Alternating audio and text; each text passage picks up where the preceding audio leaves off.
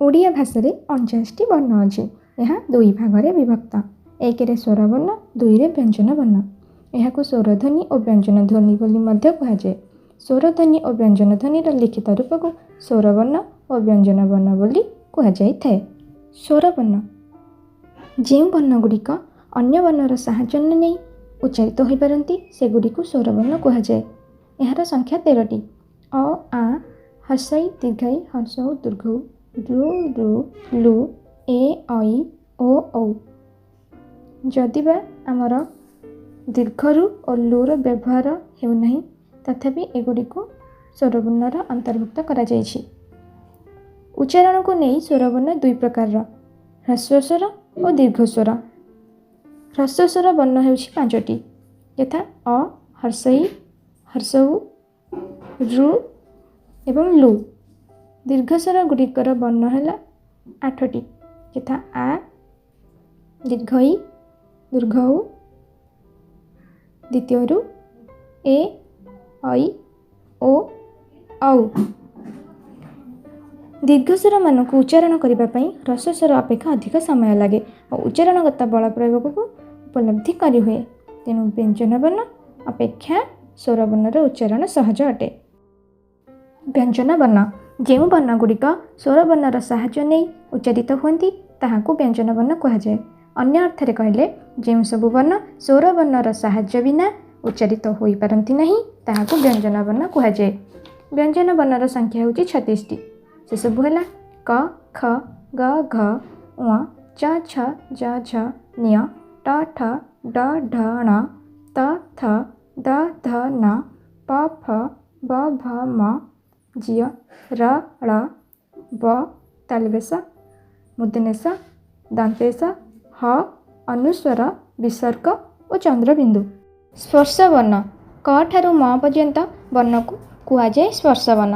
କାରଣ ଏହି 25ଟି ବର୍ଣ୍ଣର ଉଚ୍ଚାରଣ କାଳରେ ଜିଭର ଅଗ୍ର, ମଧ୍ୟ ବା ମୂଳ ସାହାଯ୍ୟରେ କଣ୍ଠ, ତାଳୁ, ମୂର୍ଦ୍ଧା, ଦନ୍ତ ଓ ଓଠକୁ ସ୍ପର୍ଶ କରିବାକୁ ପଡ଼ିଥାଏ।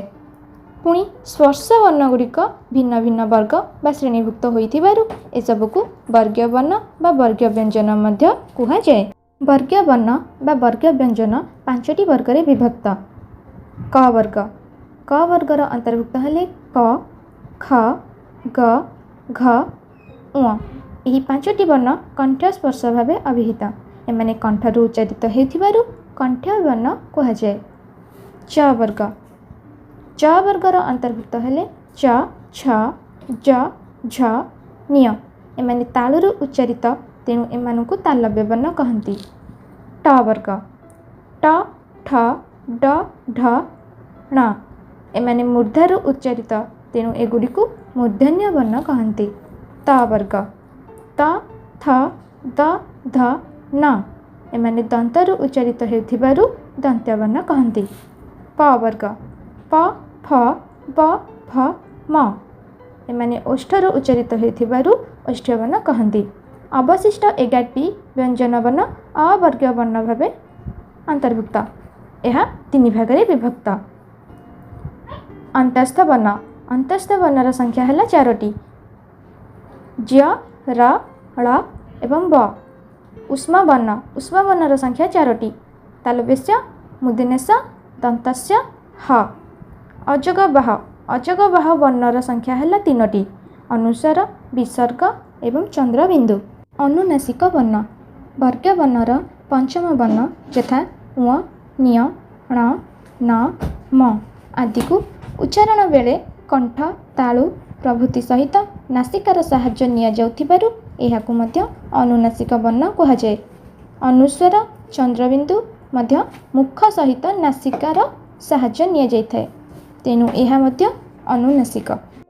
ସଘୋଷ ଗ, ଘ, ଙ, ଜ, ଝ, ଡ, ଢ, ଣ, ଦ, ନ, ବ, ଭ ଆଦି ଧ୍ୱନିଗୁଡ଼ିକ ଉଚ୍ଚାରଣ କାଳରେ ସ୍ୱରତନ୍ତ୍ରୀରେ ବେଶୀ କମ୍ପନ ସୃଷ୍ଟି କରନ୍ତି।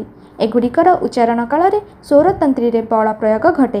ଏଥିପାଇଁ ଏହାକୁ ସଘୋଷ ଧ୍ୱନି ବୋଲି କୁହାଯାଏ। ଅଘୋଷ ଚ, ଛ, ଟ, ଠ, ତ, ଥ, ପ ଇତ୍ୟାଦି ଧ୍ୱନିର उच्चारण काल रे स्वर तंत्री रे बल बा प्रभाव न थाए तेणु एगुड़िकु अघोष ध्वनि कुहाଯାଏ। संध्याक्षर मुख गह्वर मध्य थिबा कंठ तालु मूर्धा दंतमूल और ओष्ठ को बाग्यंत्र कहती। यह हेउची वर्ण मानकर उच्चारण स्थान। केतेक वर्ण दुईटी स्थानरू मध्य एक समय रे उच्चारित होइतांती सेमानंकु संध्याक्षर कहती। समस्त उच्चारण रे जिह्वा साहाय्य करिथाए और नियंत्रित करिथाए।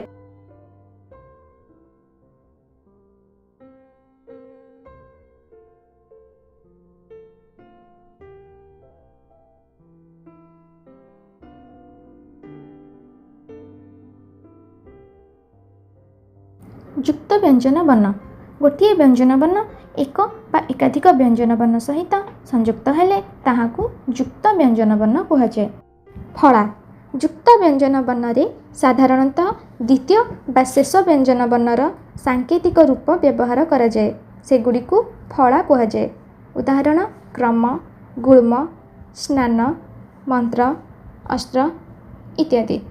मात्रा आ ठारू औ पर्यंत स्वरगुड़िक जेतेबेले व्यंजन रे मिसी उच्चारित हुअन्ति लेखिला बेले व्यंजन वर्ण रे सेही स्वरगुड़िकर संकेत चिन्ह रहे उक्त चिन्ह को मात्रा बा कार कहती। वर्ण मानकर कार्य प्रथमटी हेला सेमाने स्वतंत्र भावे व्यवहृत होई परंती एवं द्वितीयटी हेला अन्य वर्ण सहित युक्त होई व्यवहृत हुअन्ति।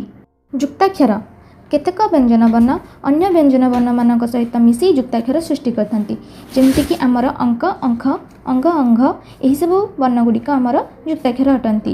युक्त स्वर ऐ आ औ एही दुई स्वर वर्ण को युक्त स्वर कुहाଯାଏ कारण ए दुई प्रत्येक दुईटी स्वर वर्णर समन्वय रे गठित। उदाहरण ऐरावत वैशाख कौरव गौरव सौरभ एही सब वर्णगुड़िक युक्त स्वर अंतर्भुक्त। र व्यंजन वर्ण पर युक्त हेले र फला होइथाए मात्र व्यंजन वर्णर पूर्व रे र युक्त हेले रेफर सृष्टि। ज्य पदर आद्य रे रहिले ताहा ज्य उच्चारित हुए किंतु ताहा पदर आद्य रे न रही अन्यत्र रहिले सेठी य भावे उच्चारित हुए। केतेक क्षेत्र रे ज्य मध्य पदर आद्य रे न रही अन्यत्र थिले भी सेही ज्य हुए य हुए नहीं।